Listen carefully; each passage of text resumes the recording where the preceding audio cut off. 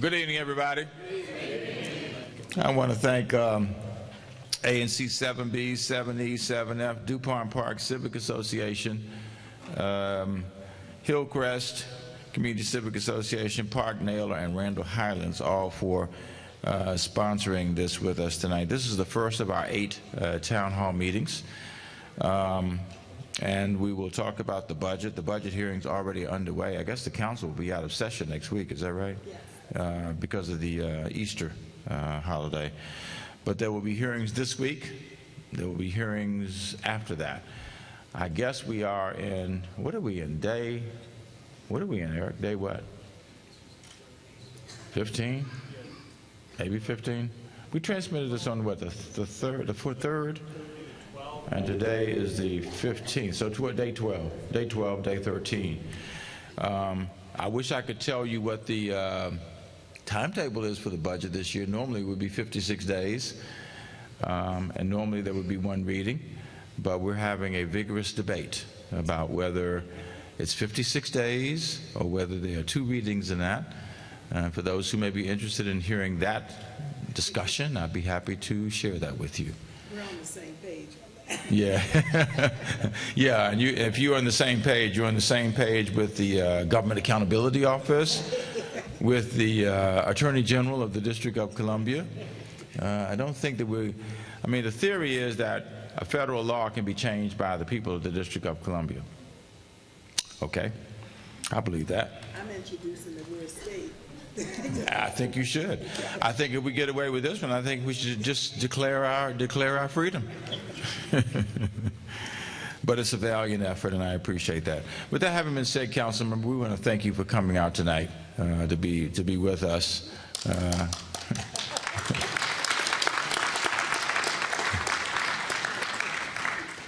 And I'm going to ask you if you would come up and make some welcoming comments.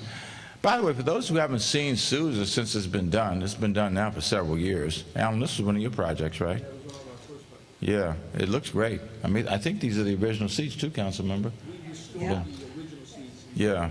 Board of Ed used to put in plastic seats and replace the seats. Right, well, these seats are great. I've seen them at Langley, I've seen them in other schools as well, and it would be hard to replace these at a reasonable price at this stage, and it's nice to see them refinished like this and back in full service. So with that having been said, please join me in welcoming my council member, That's right. Council Member Yvette Alexander. Thank you, Mr. Mayor. Well, good evening.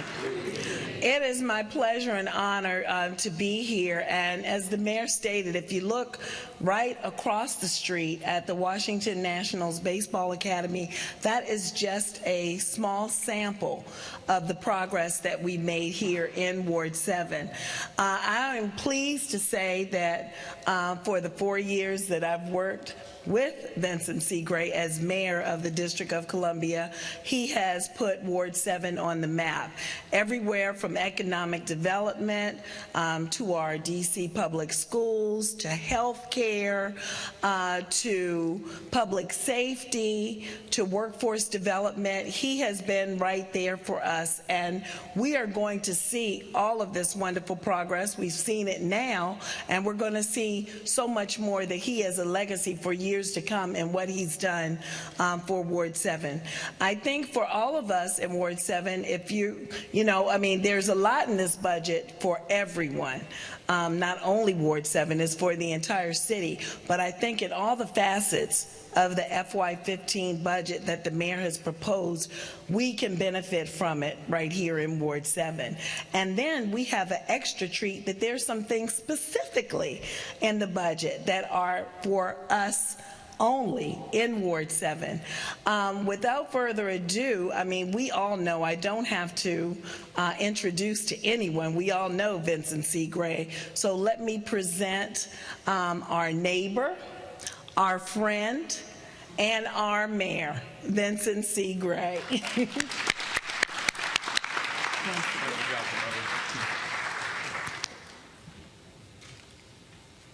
All right, thank you very much, Councilmember Alexander, and of course we enjoy working with you. And It is a real transformation that we've been happy to be a part of and will continue on into the future. And we'll talk about some of those things tonight, so I won't allude to them now. We have a new Chief Financial Officer. Nat Gandhi was the Chief Financial Officer for a very long time in the District of Columbia and did a fantastic job. I really enjoyed working with Nat. In fact, I talked to him the other day on the phone, and we will keep in close touch as time wears on. And I know he will remain engaged with the city. But we're also glad to have someone of the caliber who has been selected to be the CFO. And he comes to us from Phoenix, Arizona, has a reputation that is absolutely sterling, absolutely impeccable. When I was involved in the interview with him, I knew virtually immediately that he was absolutely the right guy for the position, not only because of his expertise, but because of his ability, clear ability to work with people. So this is his first town hall meeting with us, so please give him a warm welcome, Jeff DeWitt. Jeff.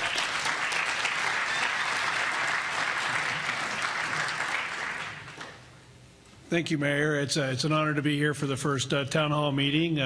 It's been a pleasure working with the mayor and all the agency heads as putting this budget together, and with the council. So look forward to working with everybody on that and getting everyone's input. It's a great opportunity to see the kind of facilities that are being built here at the school. It's a beautiful school, and all the work that's been done, and all the things like I'm a big baseball fan, so I'm going to go check out the Nationals thing after the meeting tonight, and just all the great infrastructure that's being built and all the things that are going on in the district. I'm excited to be here. Love being in the District of Columbia. I live in the District of Columbia near 3rd and 8th Street.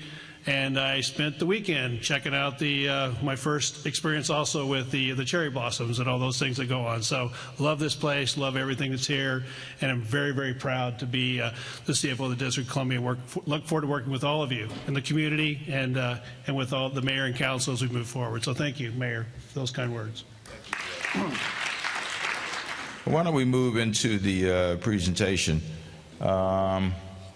We're going to move through this. I may invoke Eric, Budget Director, Budget and Finance Director, along with us, who I know knows just like the back of his hand. Our budget theme this year is Keeping the Promises. And indeed, that is a fitting, I think a fitting theme for this budget. The first slide addresses what we call continuing fiscal responsibility, and that is the things that you see in front of you. There were 3 things that we wanted to make sure we maintain that have been hallmarks of our budgets over these 3. This will be the 4th budget that we've done. We start out each year with a projected gap that the CFO gives us, and it's based on, if you continue the same services the following year, what will it take to be able to, how much money will it take to be able to do that?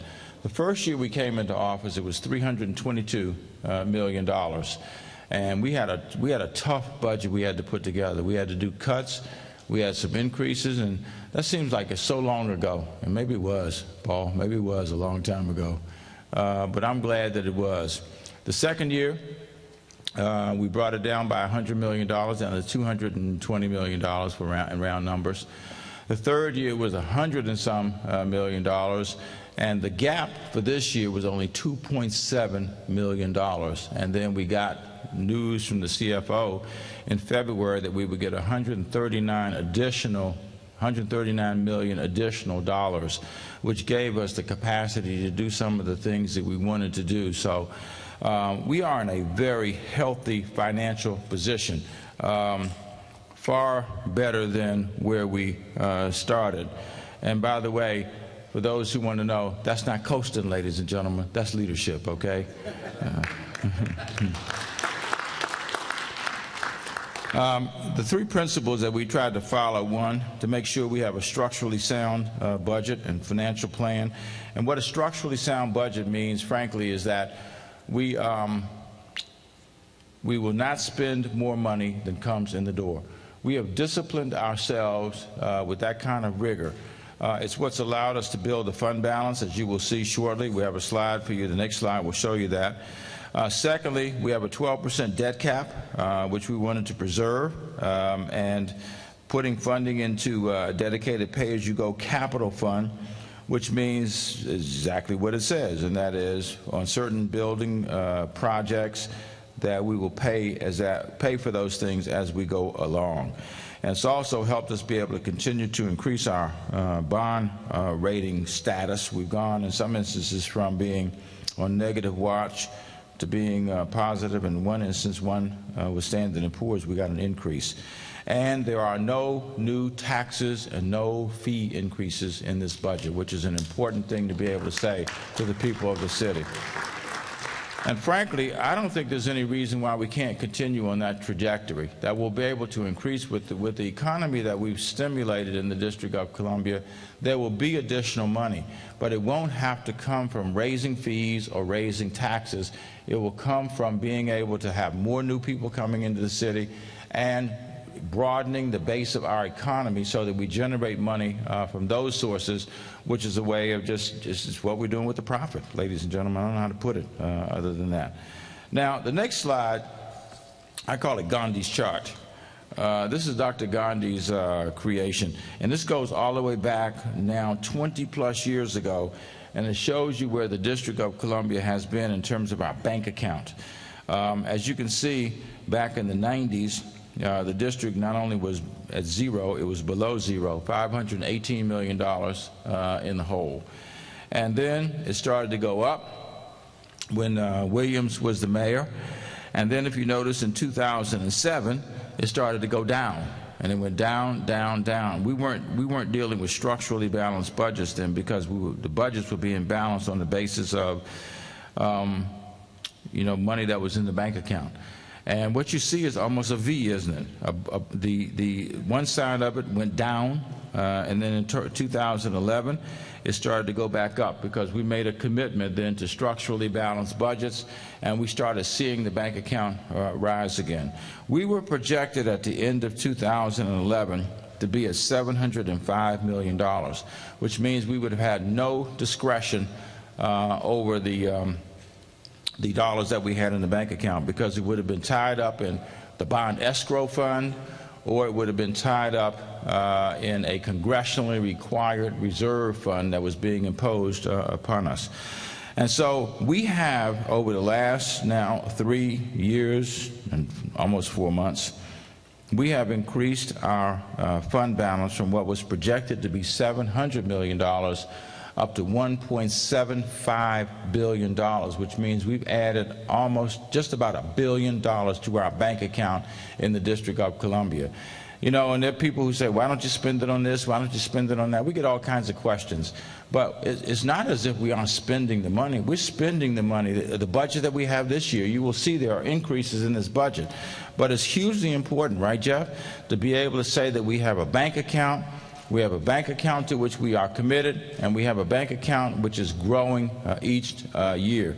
I would love to see us, by the end of this fiscal year, be at $2 billion. And I think it's possible that we can make that. $1.75 billion is the largest bank account that we have had in the history of the District of Columbia. Now, just by way of summary, this budget for the current fiscal year is a little over, in local funds, our money, $6.35 billion. The baseline expenses projected, I guess that would be for fiscal year 15, were something like $6.64 billion. And that includes a number of things, and what I said before, and that is, what will it cost us to be able to continue the services that we were providing last fiscal year going into this fiscal year? So our fiscal year 2015 local budget, using our local money, is $6.79 billion. We have new policy investments that we're making for $139 million. And that is a, what, Eric, 2.3% increase over last year's budget. And just so you get some comparisons, our population has increased in the same period by 2.1%. Anybody know how many people live in the District of Columbia now? How many? How many? 647. No, 647,000. You got the right numbers. You got them in the wrong order. And it's growing. It will be at the trajectory that we are on. By 2032, we will have the largest population in the history of the District of Columbia, which will be in excess of 850,000 people living. And it will bring more children to the District of Columbia, obviously, as well. Now, when you look at what's called the gross funds, that's the money that comes from the taxpayers of the District of Columbia and the money that we get from the federal government as well as other sources, and we'll talk a little bit about that in a second. But where's the money devoted? First of all, naturally enough, in human support services, and that is $6.34 billion, or 40% of our budget is spent on human support services. People probably would argue that that's not the case, but it is, in fact, the case. Second largest expenditure is public education, which is 20.4%. That's our D.C. public schools and our charter schools put together, as well as UDC and a couple of other areas. And then the others combined total about, I don't know, about 40%. Public safety, 11%, or $1.19 billion. The operation of the government itself is a little bit less than $1 billion. And economic development, which is an engine for the District of Columbia, helping to drive the dollars that are coming into the city, is only about $500 million to actually operate that. It's probably one of the most efficient operations that we have in the city, given what they return. And in public works, $700 million, and then paying for the debt that we incur, the money that we borrow to build buildings, to renovate buildings and whatnot. Most of that, the cost of that is about $1 billion itself, or about 10%. The money that is generated comes from several sources. Local funds. Anybody wouldn't know what local funds are? I bet you a lot of you guys in here know. You should know anyway. Local funds, property taxes, sales taxes, and I'm sure you know, given what today is, where the other comes from, right? Income taxes. That's exactly right. That consists, that includes probably about, I don't know, what is it, Jeff, about 70–80% of the income of the city? Largely coming, well, I guess if I looked at this, I would have seen it locally generated, 71%. And you can see the bulk of it is coming from those sources. And then you have federal dollars. And a lot of people don't understand that the money that comes to us from the federal government is pretty much the same way other states get their money. Medicaid, that is the biggest source of federal dollars to us.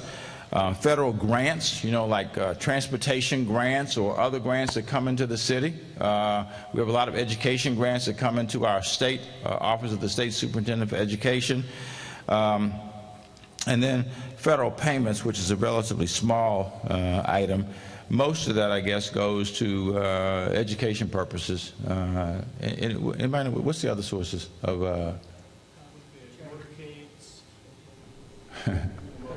You mean the details that move the president around? Yeah. And that's the, what is that, about 80 million? About 80 million? Pardon? Oh, but the overall amount is about 80 million, is that right? Okay. So again, I think the takeaway on this is that most of our money essentially comes from the same way that every other state gets it. We have 4 pillars in this budget. Continuing improvements in public education, additional investments in affordable housing, encouraging economic and workforce development, and then overall improving the quality of life for all people. We are investing, the 2 biggest investments we're making are in public education and housing in this budget. $116 million of an additional educational investment. $112 million will go for to DCPS as well as the public charter schools. Half of that, almost half, a little bit more than half of it, will go into an adequacy study that we did that would determine how we continue to make investments in public education in the city that would allow us to do a number of different things. We'll talk a little bit about that. And then $4.2 million will go in investing in infant and toddler programs so that we can continue to grow and build our early childhood education programs in the District of Columbia. We now have what I think is the most robust early childhood education program in America. 70% of our children who are 3 are in school all day, every day. 92% of our 4-year-olds are in school all day, every day. And the infant and toddler programs serve young people who are ages birth up to age 3. We put $11 million more this year, and this would allow us to put another $4 million into those programs. What it will do, it will create more slots, but even more so than that, it will help us improve the quality of what it is that we do. Allow folks to be able to, or be required to actually hire people who have higher levels of education and more credentials than we've had. I mean, it wasn't that long ago when if somebody was just a kind of caring person who was a nice person, then we would hire them to work in child care programs because of those factors. But that isn't good enough anymore. We've got to be able to not only have nice people and good people and caring people, but they've got to be people who have an educational background as well that will prepare them for the developmental programming that we expect to be provided to our children. We also are putting $2.8 million to increase the facilities allotment in public charter schools. There will be an inflationary increase every year now for public charter schools, assuming that this is approved by the council member, and I hope you will work to see that that happens because it will level the playing field. $1.6 billion investment in continuing, and we'll talk especially about those in Ward 7, citywide school modernization over the next 6 years, and also public school enrollment, and that's the public charter schools and DCPS combined, is actually projected to be the highest it has been in 25 years, 86,668 students.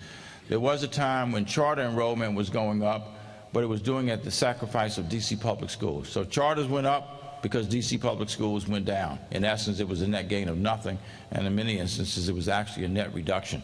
So we have stopped that. Both of them are going up now, and this will be the highest enrollment as indicated in 25 years. We are proposing to invest $5 million in school nurses to continue to hopefully get to 100% investment in nurses and health care, mental health as well as physical health in our schools. This will allow us also in our middle schools to be able to say that there will be investments in technology, that every child will be exposed to algebra, for a foreign language, art, physical education, and music, which will be the first time in many years that we can say that that's the case. We started planning last August for reopening career and technical education facilities, formerly called vocational education. I guess now 15 to 20 years ago, decisions were made to get rid of vocational education for the most part in our schools. And I think it was a mistake. Some of the curriculum offerings to our kids were outdated, but what should have been done was to update them and make them more contemporary rather than simply getting rid of the curriculum entirely itself.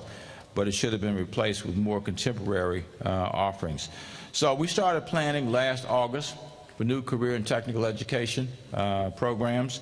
There will be 3 areas of concentration: the career ladder for construction occupations, information technology, and hospitality, all of which amazingly, I mean, it's just ingenious, right, that it connects the jobs that are being created in the District of Columbia.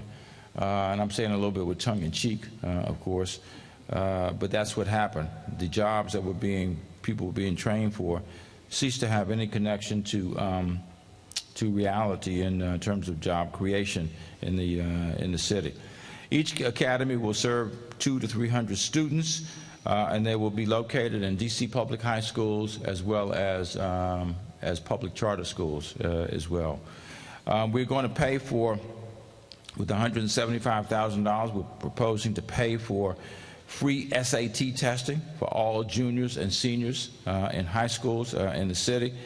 And there will be a new youth engagement center that we're opening that will be designed to get kids back to or keep them in schools in the first place. It is an antidote, if you will, for truancy. We now have a lottery that's been developed and spearheaded by our Deputy Mayor for Education. We're proposing to put $1.1 million in the next fiscal year to make sure the lottery operates. There were literally thousands of students who this year found placements as a result of the lottery. And one of the things it does is, especially for parents who are seeking a placement in a lottery school, instead of having to run all over the place and apply, in 15 or 20 different situations or 20 different schools, they can work through the lottery, indicate what schools that would be their preference, and then can find out in a much more efficient way what the answers are as to whether their children have gotten into school or not. We're going to continue to focus with putting $1 million into truancy prevention, $400,000 in a program run by the D.C. Public Library called Sing, Talk, and Read, $1.3 million, which is an inflationary increase in the University of the District of Columbia, and Councilmember, $9 million for renovations to the Capitol View Library is in the 6-year capital budget. I think that will finish every library in Ward 7 too, Mona. Yeah, so that's a good thing. Now, in terms of school modernization, we're proposing to put $404 million in the budget for school modernization. $174 million in high schools, $40 million in middle schools, $116 million in elementary schools, and $94.4 million in general improvements. The schools in Ward 7 that will get investments are Thomas, Burville, Drew, Houston, Aton, C.W. Harris, Kimball, Smothers, and River Terrace, which, for those who don't know, will become a special education campus. It will bring together the Sharp Health School and the Mamie D. Lee schools, both of which are antiquated, and create a much more modern facility for children with disabilities, and it will open in September of 2015. The second pillar is affordable housing, which is a huge, huge challenge in this city and many cities. New York has been sort of priced out, very expensive at this stage. San Francisco, the same situation. But for us making the kinds of investments that we're trying to make, the same thing will happen here in the District of Columbia. How many of you all have heard people complain about, I cannot afford to live in the District of Columbia anymore? Lots of you have. And for many people, that is true. We see population shifts in this city, and shifting rapidly. I think we have had, over the last decade, 40,000 people who have moved out of the District of Columbia. I'm sure there's numerous reasons as to why, but certainly one of the big reasons is the fact that people really don't have the wherewithal, the financial wherewithal, to be able to stay in this city. So that's the second pillar of this budget, putting money into affordable housing. We have invested during this year $187 million in affordable housing, and we're proposing to put another $100 million, which would bring us to almost $300 million of an investment in affordable housing in the city. $78.5 million would come from the Housing Production Trust Fund, money which is generated by taxes on deed recordation and transfer taxes going into this Housing Production Trust Fund. Actually, the fund was created back when Tony Williams was the mayor a number of years ago, and it's a good route to be able to invest money. We're putting money into an effort that was created by Councilmember Anita Bonds that would, under certain conditions, eliminate property taxes for seniors. Those conditions would be you have to be at least 70 years of age, You have to own the home for 20 consecutive years. I think are we making some tweaks on that? Well, tell people how we're tweaking, Derek. Sometimes when someone sells their house, there can be a gap of up to 120 days before their new home closes. So what the mayor added to the legislation was to have 2 periods during that 20 years where there could be up to a 120-day gap where somebody might have sold their house but then is waiting to close on their next one, just so because of even a gap of a few days, somebody might be disqualified. So the mayor didn't want that to happen, and he added this clause in just to make sure no one was excluded inadvertently from getting that benefit. So for those who are 70, those who own their home for a certain number of years and don't make more than, what, $60,000 of adjusted gross income, is that what it is? Yeah. Yeah, 60,000. Well, if you meet those 3 conditions, isn't that amazing? You wouldn't have to pay property taxes on your home anymore. That's a good deal, man. We are debating with the chairman a little bit about this at this stage, but I'm hopeful that he will be with us in terms of where we are at the end of this budget journey. We are committing ourselves to end homelessness among veterans in the District of Columbia. We've solved about half the problem, and we think by the end of 2015, the other half of the problem will be solved. The cities of Salt Lake, Utah, and Phoenix, Arizona, they both have solved this problem. So we want to be the 3rd in the nation to say that we don't have any veterans in our homeless population. It seems like America would really be committed to make this happen. I don't know how you can have people go off and fight for their country, put their life on the line, and then come home to no place to live and no job. That seems pretty shabby to me. In any event, we're putting $4.7 million into making that happen. We are putting $4 million in the local rent supplement program, which is another way of making resources available to people, and then $1.3 million into the LIHEAP program. Is that the program, too, where we'll be able to give people $1 towards their utility bills that will then open up more avenues for them through the food stamp program, right? Yeah, okay. So anyway, if you total those down, you will get close to $100 million with those various items there. We also are committed to substantially solving the problem of homeless families in the city. I'm sure everybody in the Western Hemisphere has heard about D.C. General and the number of families we have there. There are only 3 cities in America, as I understand it, that actually have a right to shelter law for families during hypothermia season. What is hypothermia? It means when the temperature drops below 32 degrees. Are we supposed to go below 32 tonight? Oh, good. Well, if we do, I guess we'll be ready to be able to do what we have to do. In any event, we have a program called it's 500 families in 100 days. And the goal is to get 500 families out of shelter and into a permanent place to live by the end of June. We're adding money to the Emergency Rental Assistance Program. We're adding money to the Rapid Rehousing Program. We have housing vouchers that are available to folks, all of which are designed to help people have the resources to be able to move into a permanent place to live. There's another piece to this called the One Family, One Congregation program. We're asking, every one of our congregations, be it a mosque, be it a synagogue, be it a church, whatever it may be, to take on one family, not to provide financial resources. They're not being asked to do that, not to provide the housing because we'll do that, but to help these very young families be able to do the financial management responsibility that is required of them, which is one of the reasons why they wind up back in shelter.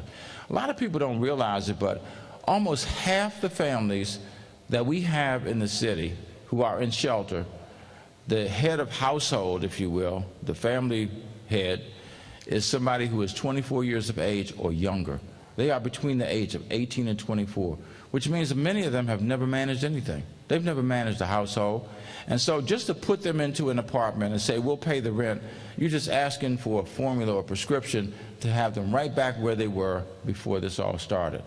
So we're asking churches, synagogues, mosques to step up and say, we'll take on one family. And in the course of it, their job will be to help with the financial management and what other life skill supports these folks will need.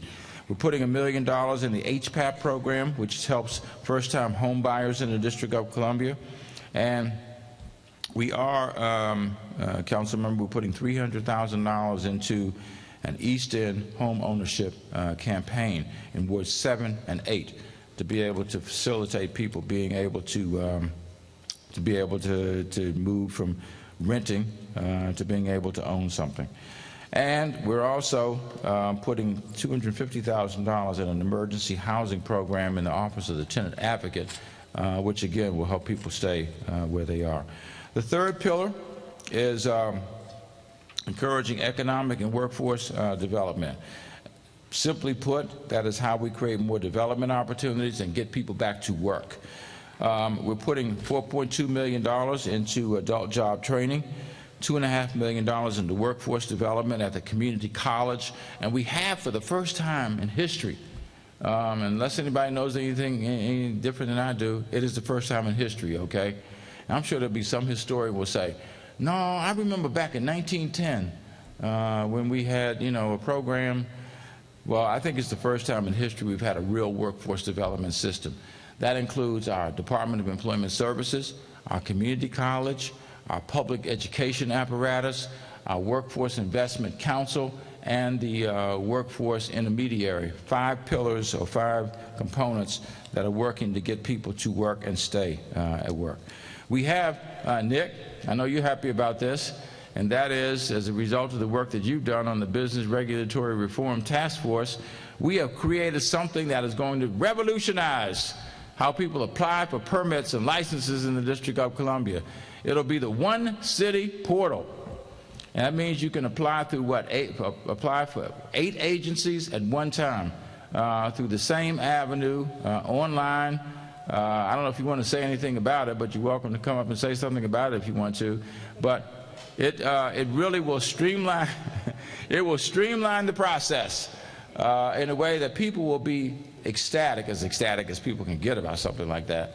But people will be ecstatic to say, you know what, I used to have to go to 8 different agencies and file 8 different forms and have 8 different approaches to this. Now I can do it with one effort.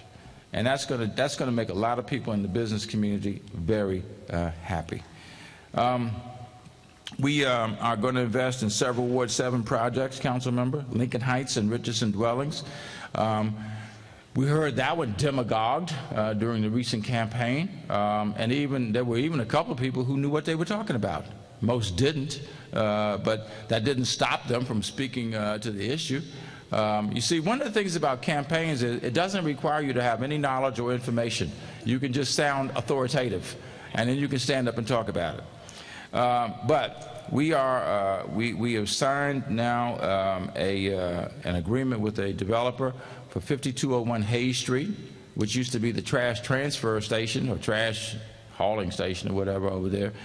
And that will be getting underway soon. I think, is it Penrose? I think it is. Anybody know? Is it Penrose? Yeah, Penrose. I think it's Penrose development. And we are going to complete, after 147 years of nothing being done, we are going to complete the Skyland Shopping Center. Now that will be a major step forward, ladies and gentlemen. Skyland is around the corner from me, and I ride past it every day. And I rode past it a couple days ago, and they were working. They had moving stuff there, construction apparatus, and they're now taking the utilities out so they can start the demolition of the buildings over there. The only thing that's still open is the CVS. Everything else is closed down now. I rode past it when we had the groundbreaking. There was a guy who got on my case about us having closed down. What was that? It was some place over there. I said, man, you got to be kidding. I said, why would anybody want that place in their community? I said, I'm not going to apologize for that. If you like, go put it in somebody else's neighborhood. And the Strand Theater. The Strand Theater has been closed since 1959. That wasn't yesterday, Paul. 1959.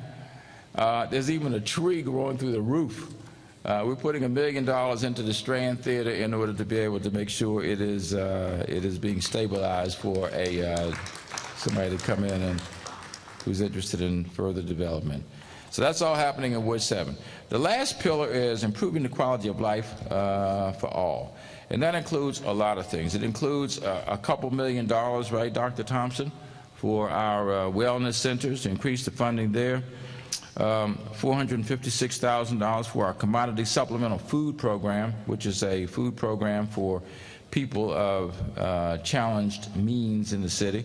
We're putting $3 million into improving the transportation services. Where did we go from 2.4 to $6 million, I think it was, for transportation, which will allow our seniors to get around in ways that they haven't been able to get around heretofore in the District of Columbia. They'll be able to handle medical and non-medical issues. As a matter of fact, one of the things we're doing is we're switching off to taxi cabs instead of Metro Access, which will cut the cost. I think Metro Access might be $50 a trip to get people, for example, to dialysis, but there are people who can use taxi cabs at maybe $15 or $20, which will substantially reduce the cost. And by the way, speaking of taxi cabs, have you noticed now that we got more and more every day, more and more of our red and gray uniform color of our taxi cabs in the District of Columbia? We had every color in the rainbow. You know, I went to a meeting, this is about 2 years ago now, I went to a meeting and I was announcing, I said, we're going to try to, you know, create one uniform color for our taxi cabs. And one very cynical businessman said, yeah, the color right now is rust. I said, well, that's not a very kind thing to say. But you're going to see, it won't be long before you will see every cab in the District of Columbia will look exactly the same. And it won't be just yellow like you see in other cities.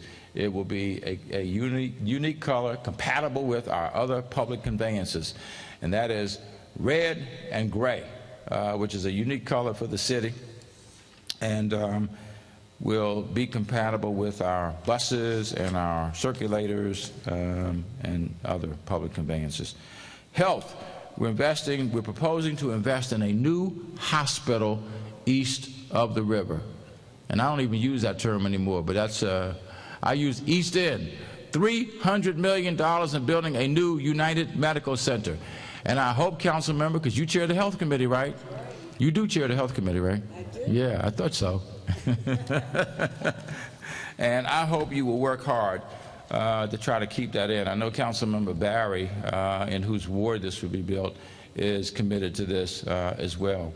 What this will do is allow us to move the current United Medical Center, which used to be the Greater Southeast Hospital. Anybody remember what it was when it was built? Who said that? That's exactly what it was. It was K-Fritz. That's exactly right, K-Fritz.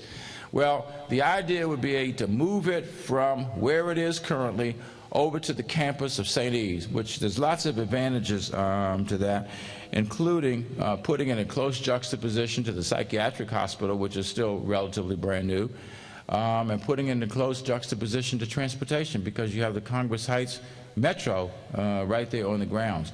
What we're trying to do is, for the first time, create a real healthcare system on the east end of the city. We have now opened 3 new clinics since May of 2012, the Anacostia Clinic, Parkside, and Bellevue.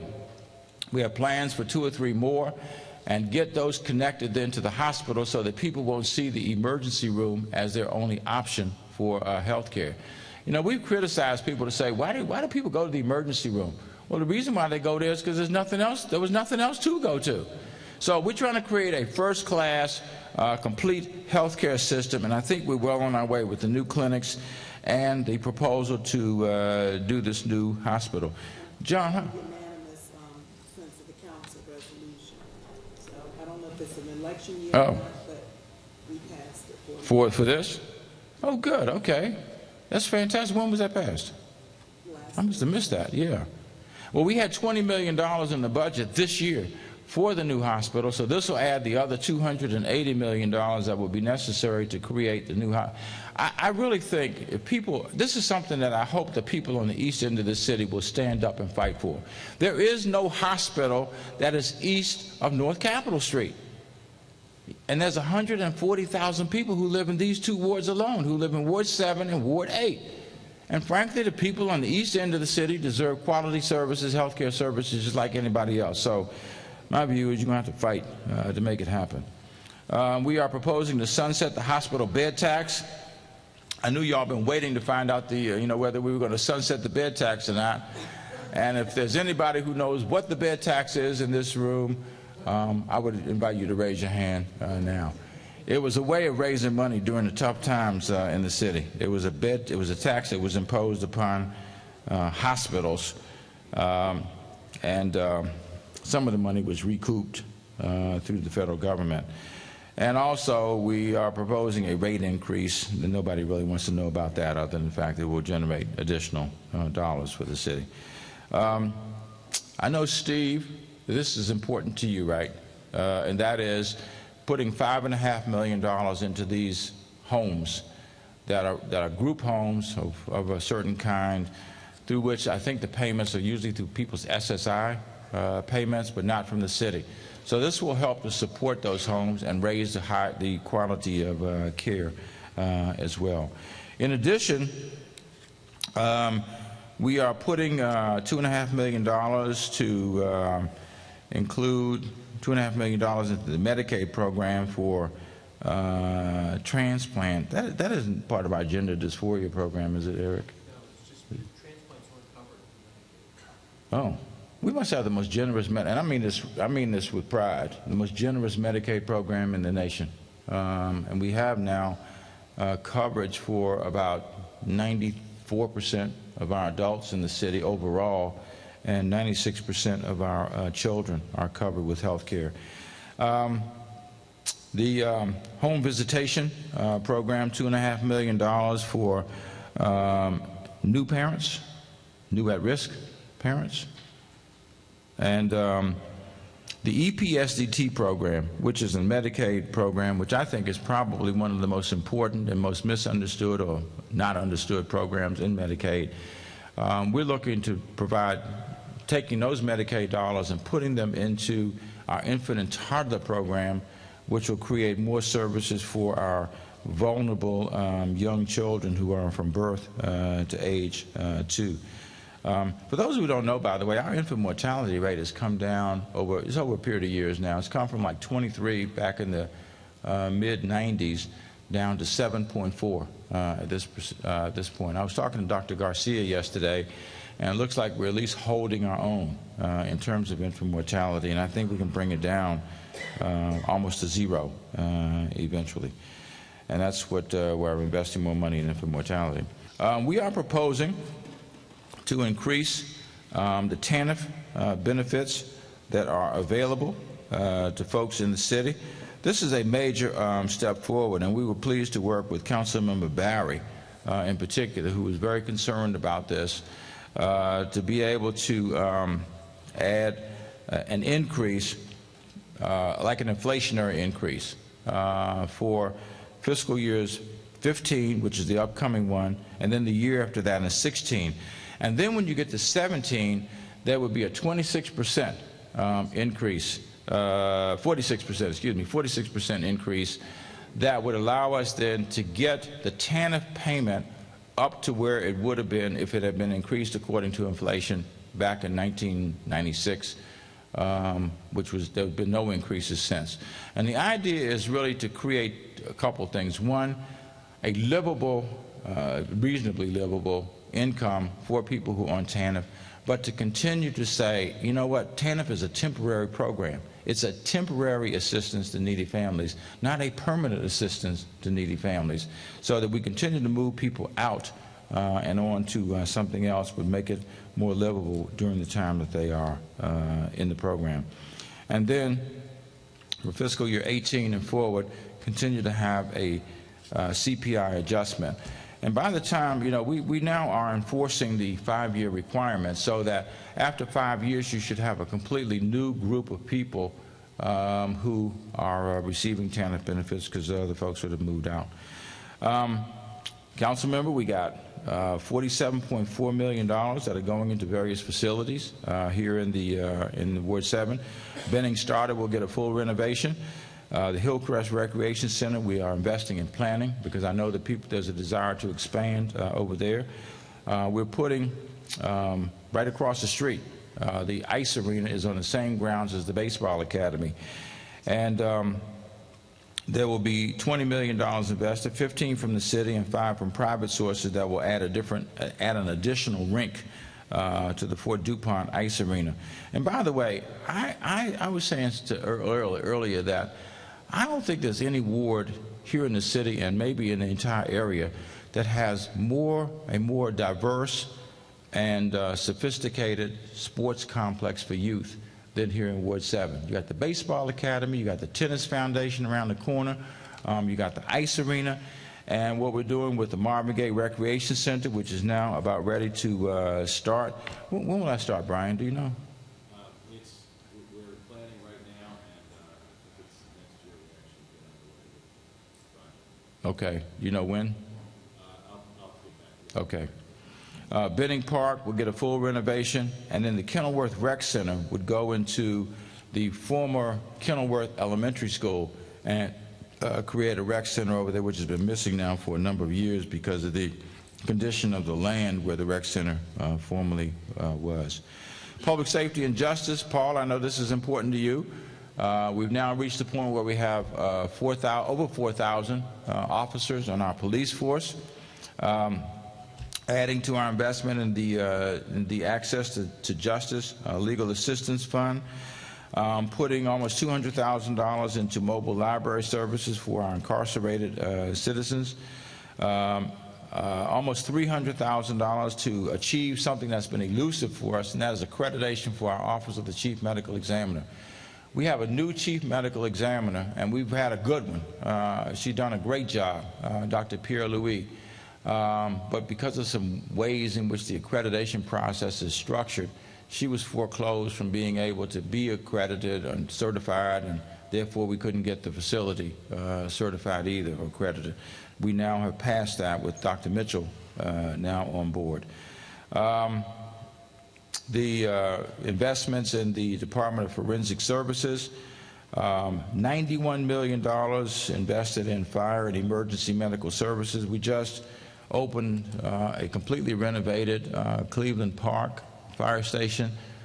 We just dedicated last week the completely renovated Palisades fire station, and we're investing in more renovated fire stations, equipment, and other facilities, $91 million. Some of that will go into new pumper and ladder repairs. And also, how many of you all know that in Ward 6, the 6th district is being relocated to Merritt School? It already is underway. We have gotten the work started. It will be a combination of the 6th district and the Youth Investigations Division. The Youth Investigations Division, I think, will be finished first. That will be finished this year, and 6D will be finished next year. And that's going to be a really nice facility. It's putting back in service a school that, the way it was built was, from an era like the early 1970s, I guess, which is that, what do you call it, the brutalist period? Brutalist period. It was brutal, all right. Public transportation. We're fully funding our commitment to Metro. We've added additional $25 million as have Virginia and Maryland. And I talked about this earlier in terms of helping to fund Metro services, what we currently use Metro Access services for, and putting them in taxi cabs. And investing more money into our sidewalks and our bicycle lanes and pedestrian improvements. $810 million in the streetcar build-out, which will continue to expand streetcars. This is a 37-mile system that is anticipated. We are ready to open, almost ready to open the first system. I don't know, Alan, do you know when we got 5 out of the 6 cars now, right? And you know when the 6th? In May. I guess we'll be pretty close to ready once we test those cars out and move forward. New circulator bus garage, $41 million, and $49 million invested in additional bus facilities. We are doing something that will be, I think, will be exciting to a lot of people, and that is we are improving our procurement process. I saw James Staten come in earlier. There he is back there. He is our Chief Procurement Officer. And we've been working on this for what, a year, James? 14 months? And we are ready to move forward now. We are hiring, how many new staff? 50? 41 new staff. And they will actually be at the agency level. We have some agencies right now, like CFSA, that has procurement authority. Nothing will be taken away from CFSA. We have other agencies that have delegated procurement authority, I guess like DDOT, and then we have others that have nothing. They don't have anything. They have to rely completely on like the biggest agency in the city, and that is come on down, James. The biggest agency in the city, budget-wise, is the Department of Healthcare Finance. They don't have anything independent at this stage. Is that right? That's correct. That's correct. What I was going to mention, thank you, Mr. Mayor. In addition, good evening, everyone. What I was going to mention, in addition to the 41, I mentioned 41. So the mayor, I tell you, he's really smart. He has these numbers up here. There are about 50 because they are attorneys. We're hiring additional attorneys that I failed to mention. And all of this is to help streamline the district procurement process and then to give expertise from the contract folks into the agency where the programs are, where the experts are. And this is to empower the agencies to conduct their procurements, and then where the procurement staff can understand the business. And I think this is a very good model. This is from the CA and the mayor's initiative, and we're moving forward with it. So we're excited about it. And we should get started. Matter of fact, we will start deploying, assigning individuals to the agency about the second week in May. So the agency directors have been advised, and they will be advised who's coming into their agencies to help lead those procurement teams. So this is an exciting time for the district. This is something new. This is not decentralization. This is a delegated procurement authority by the chief procurement officer. So you know, if I can delegate the authority, I can rescind the authority. So we certainly not going down that road, but we're going down the road to get, as the mayor mentioned, we want it done. And accountability, you've heard this word accountability. Accountability is with the agencies. So we're putting these teams together, and we refer to them as integrated procurement teams, with the agency's director having a hand in it to make sure, council member, that it gets done. Thank you, Mr. Mayor. Thank you, sir. Thank you. By the way, something that will result in additional new jobs for the city will be our undergrounding effort. We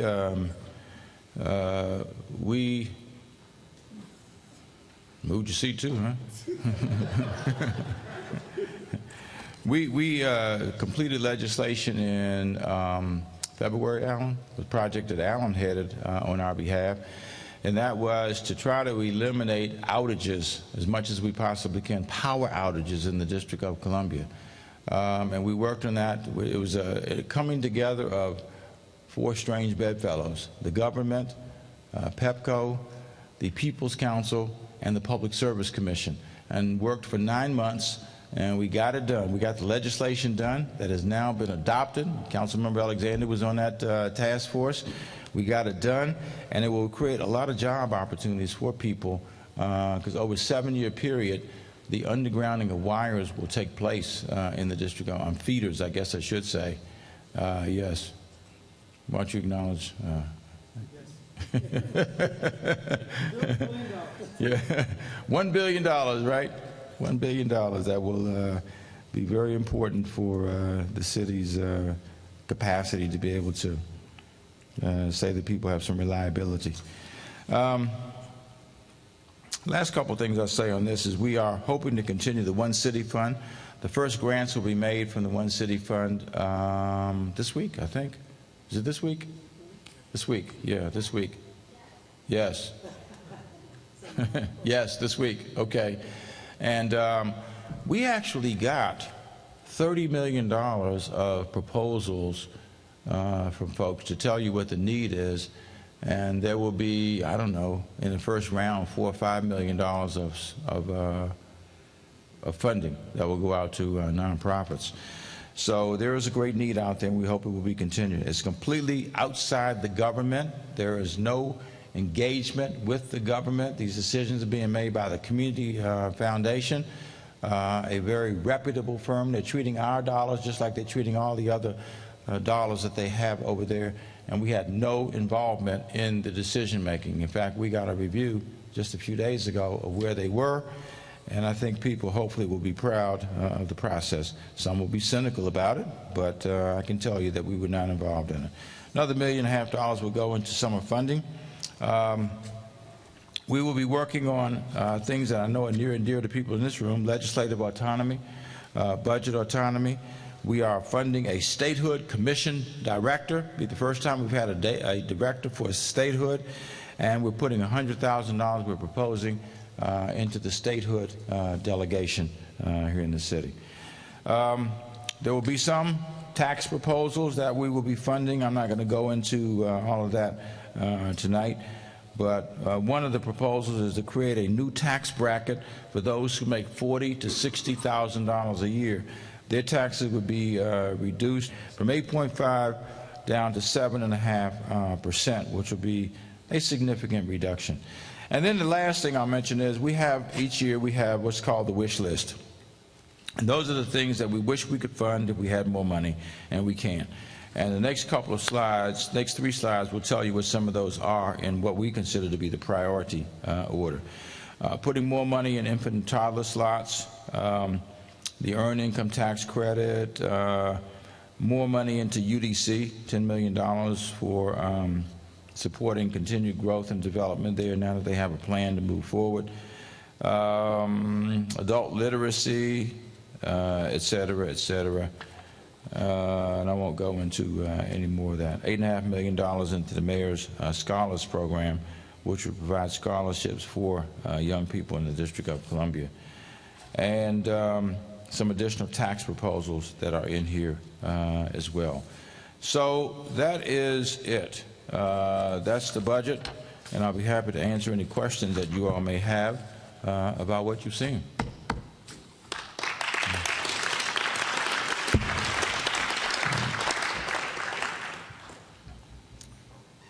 Yes. I had a question about the school modernizations. I saw previously that Plummer Elementary School was supposed to be getting some money, but I don't think I saw it listed on the slide. And I know that I was actually one of the schools you had asked for more money to go to. So I didn't know if I just missed something or if there was something missing from the slide. John, you or Eric want to address that? They're pointing at each other, which is never a good thing. Okay. Okay. Yes, good evening. My name is John McGaugh. I'm the Capital Improvements Program Director in the Mayor's Budget Office. Unfortunately, I don't remember offhand the details of improvements at Plummer, but I'll give you my business card, and if you want to call me or email me, I'll get you the detail tomorrow. Well, we're closed tomorrow, on Thursday. Is it still listed? Because I didn't see it on the list at all. I didn't see it on the modernization list at all. Yeah, that's a 6-year list, but let us look into it and see if we can find out. Yeah.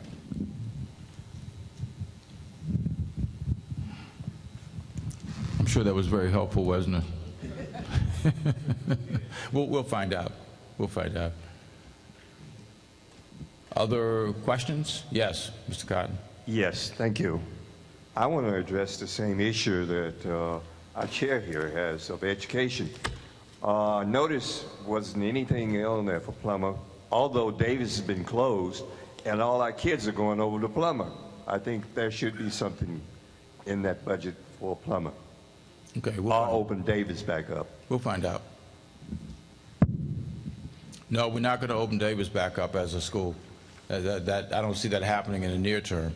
We're holding on to these buildings also. We're not getting rid of the buildings at this stage because enrollment could increase to a point where there is a need for it, but I don't think there's in the near term. We had enough buildings for 150,000 kids, and right now we have about 48,000 children in the D.C. public schools. So we can't. I mean, people ask me, why don't you keep school X open, school Y open, school Z open, but you can't provide the richness in the curricula with 150 kids in the school. It's just not possible.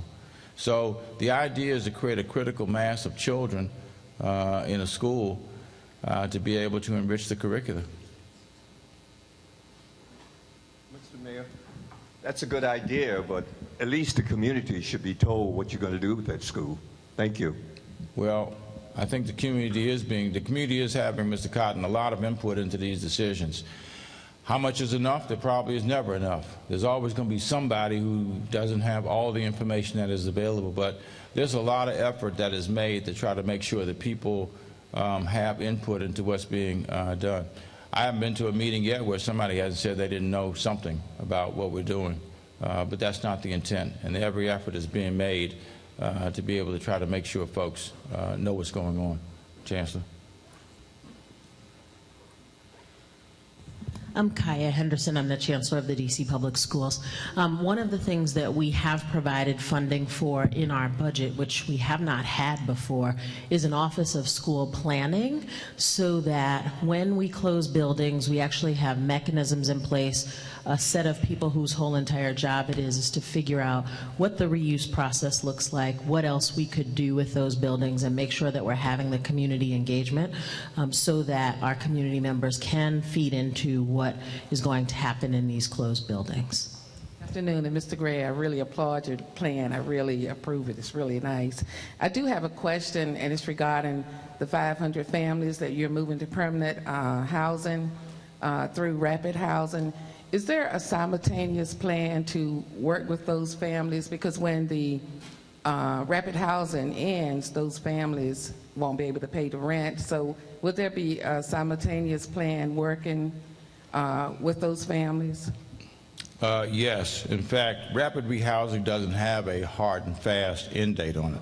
If people are demonstrating that they're trying to work to get to another place, it can be expanded. I think the first period is like 4 months, but it can be expanded beyond that and has been in the past.